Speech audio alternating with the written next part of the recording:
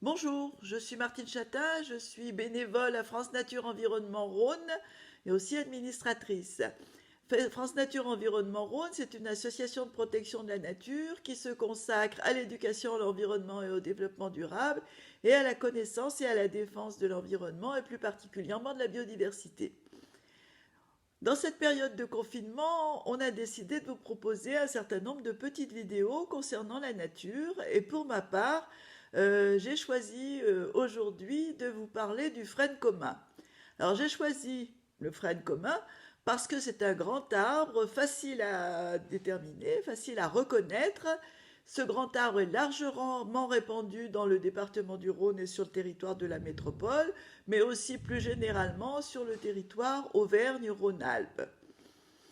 Donc voilà, comment on peut reconnaître cet arbre selon trois critères en fait. Trois critères qui sont ses feuilles, très très reconnaissables avec de nombreuses folioles, et ces folioles sont dentées. Vous voyez? Donc vert foncé, hein, d'une manière générale pour la feuille, et les folioles sont dentées. Donc ça va vous permettre notamment de le différencier d'une autre espèce qui est très répandue aussi sur le territoire, notamment du département du Rhône, qui est le robinier ou faux acacia, que les gens appellent souvent aussi acacia. Et ce robinier, en fait, a le même petit caractéristique de feuilles, si ce n'est qu'elles sont un petit peu plus claires et surtout que les folioles ne sont pas dentées. Voilà. Un autre critère, alors qui va vous permettre de reconnaître le frêne, même il n'a pas de feuilles, parce que c'est un arbre qui perd ses feuilles en hiver. Ce critère, ce sont les bourgeons. Alors les bourgeons du frêne sont reconnaissables, je dirais entre 1000. Ce sont, alors d'abord le rameau, vous voyez, a une écorce lisse qui est gris-vert, hein. Et puis ces bourgeons sont de gros bourgeons noirs et un peu veloutés qui se trouvent donc sur les rameaux. Et ces bourgeons existent, sont tout le temps présents et donc c'est très facile pour reconnaître, c'est vraiment le critère qui nous permet de reconnaître le frêne commun.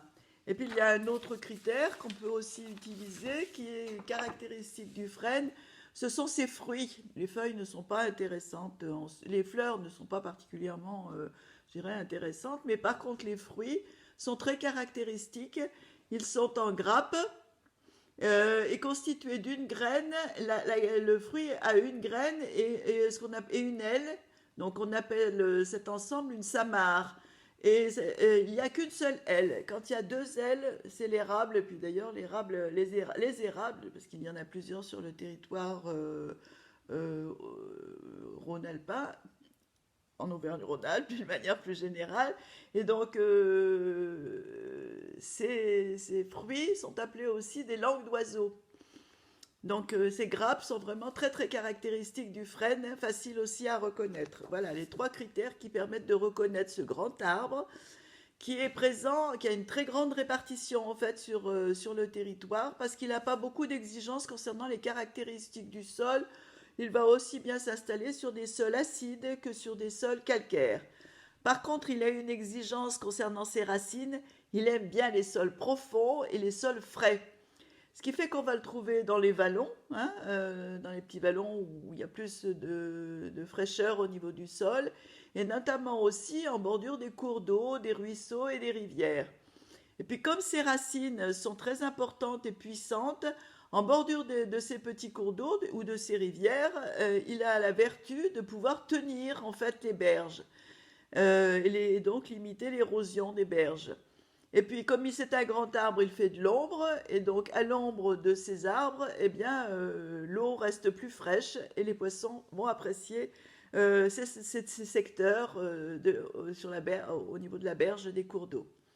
Autre critère concernant sa répartition, au niveau géographique, c'est une espèce qui est présente dans toute l'Europe et qui va même, je dirais, s'installer, on va retrouver aussi jusqu'à l'ouest de l'Asie. Donc une espèce très très répandue qui même il y a des millions d'années était plus présente au nord. Il en a gardé, je dirais, une très bonne résistance au froid. Et cette bonne résistance au froid, c'est-à-dire que c'est une espèce qui est même présente jusqu'à moins 17 degrés.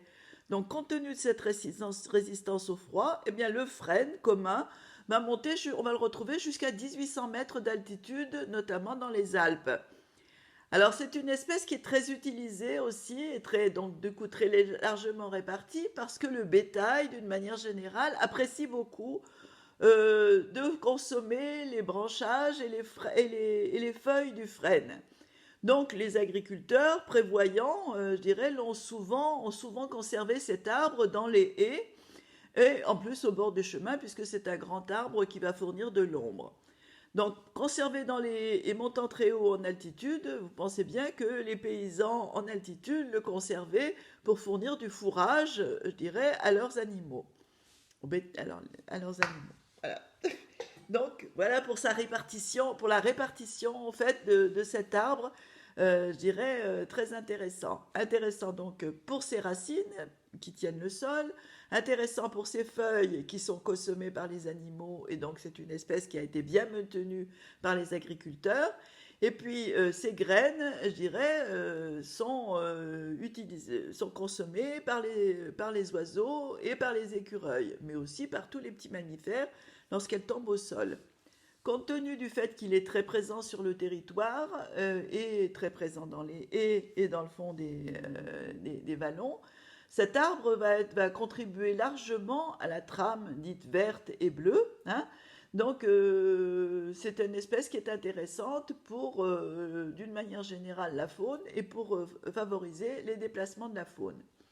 C'est aussi une espèce intéressante pour son bois.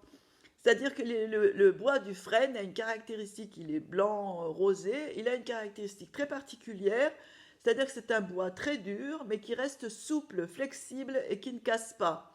Donc ces caractéristiques ont fait que ce bois, donc cet arbre, était très utilisé, en fait, notamment pour fabriquer les manches des outils. Parce que cette souplesse faisait que les chocs liés à l'utilisation des outils ne se répercutaient pas dans le bras de celui qui tenait l'outil. Donc c'était intéressant. Et on les a, dans l'Antiquité, on appelait en fait cet arbre l'arbre au javelot, parce qu'il était utilisé pour fabriquer notamment les manches des lances. Et d'ailleurs, dans l'Iliade, Homère précise que le manche du javelot d'Achille était fait en frêne. Voilà. Donc un arbre très utilisé pour notamment pour faire les manches de tous les outils, aussi utilisé pour faire les rames des bateaux. On disait que le frêne était l'arbre favori en fait de Poséidon, le dieu de la mer. C'est une espèce donc intéressante conservée. Intéressante aussi pour sa pharmacopée, c'est-à-dire que les feuilles et l'écorce ont des vertus particulières pour soigner un certain nombre de maladies, et notamment pour soigner les rhumatismes. Donc ces feuilles étaient utilisées pour fabriquer des tisanes contre notamment la goutte dans les temps anciens, puisque c'était une maladie qui est très douloureuse, hein, et qui était très répandue du fait d'une mauvaise alimentation, un mauvais régime alimentaire. Donc on utilisait ces feuilles pour faire une tisane qu'on appelait la tisane du centenaire, puisqu'elle vous permettait de vivre longtemps. Puis comme c'était pas toujours peut-être très agréable de boire des tisanes, eh bien on avait fabriqué dans les campagnes une boisson plus fermentée, pétillante, et qu'on buvait du coup fraîche, hein, on avait conservée, qui était aussi un peu alcoolisée, parce qu'on mélangeait en fait le macérat des feuilles avec de la levure de bière et avec du sucre pour obtenir une fermentation. Cette boisson s'appelait la frénette et nos grands-mères, je dirais, dans les campagnes, s'en souviennent encore. Voilà, donc une espèce très utilisée, et puis une espèce, comme c'est souvent, je dirais, dans les temps anciens, à laquelle on prêtait un certain nombre de vertus particulières, vérifiées ou non, mais je pensais que c'était aussi peut-être intéressant de vous en parler, parce que souvent, je trouve qu'on se souvient mieux des espèces quand on se souvient des petites histoires qui vont avec, je dirais, ces espèces. Alors le frêne commun, on lui prêtait une vertu particulière qui concernait les serpents, comme souvent d'ailleurs dans les campagnes pour beaucoup de plantes. Par rapport aux serpents, on disait que les serpents craignaient particulièrement l'ombre du frêne. C'est-à-dire que vous pouviez vous reposer à l'ombre d'un frêne sans risquer d'être dérangé par les serpents. Et les serpents craignaient tellement, paraît-il, l'ombre du frêne, je dirais que quand ils avaient à choisir un chemin qui passait à l'ombre d'un frêne ou passait, je dirais, dans le feu, il semblerait qu'ils préféraient même passer dans le feu plutôt que de passer à l'ombre d'un frêne.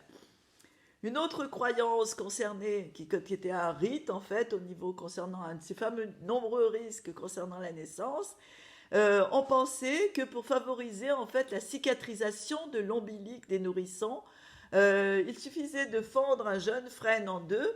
On passait le nourrisson en fait entre ces deux parties du frêne qui avaient été fendues. Et donc, ensuite, eh ben, on ficelait le sommet de ce jeune frêne, en ayant enlevé le nourrisson, et quand le jeune frêne aurait cicatrisé, les deux parties du frêne auraient cicatrisé, l'ombilic du nourrisson aurait lui aussi cicatrisé. Un autre dicton que je ne commenterai pas, mais il y en a beaucoup, je dirais, dans les croyances anciennes, qui consiste à dire « qui ne peut », je dirais, en parle au frêne. Voilà, de nombreux usages du frêne et de nombreuses croyances aussi sur cette espèce. Je trouvais que c'était intéressant de les utiliser, peut-être d'en parler aujourd'hui. Il faut aussi rappeler que compte tenu de la grande répartition en fait de cet arbre sur le territoire, de nombreux noms de personnes ou noms de lieux dits, je dirais, viennent du frêne. Tout ce qui concerne la frênée, le frêne, du frénois, du frêne, je dirais, sont des noms qui sont liés à la répartition de cet arbre. Voilà. À bientôt, prenez soin de vous et respectez les consignes de confinement. Au revoir.